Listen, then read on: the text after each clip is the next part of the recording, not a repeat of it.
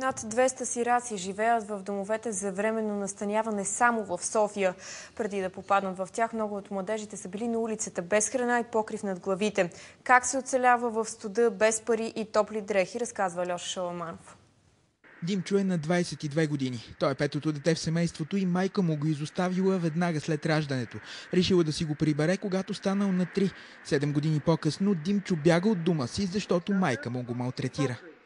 Аз бях последното момче за нея, който ще се сети, нали, да ме търси така нататък, и оттам почнах да израсна, да бъда по домовете. Димчо е настанен в дом за сираци в София. Започва да учи на 13 години. Така и не завършва 8 клас. На 14 вече работи в строителството. На 18 е принуден да напусне дома. Настанява се в къщата на отец Иван в Нови хан.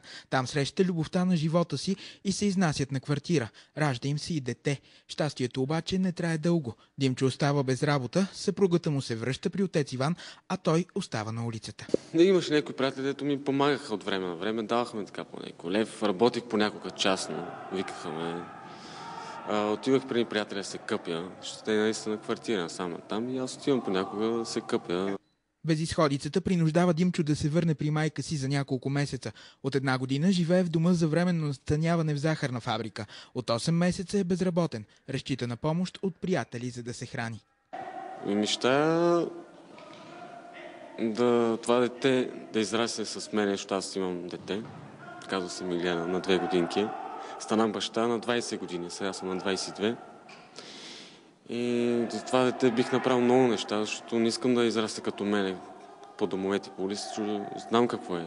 Димчо посещава дъщеря си веднъж седмично. Взима пари на заем, за да й носи лакомства и памперси. Надява се скоро да започне работа, за да осигури по-добър живот за детето си.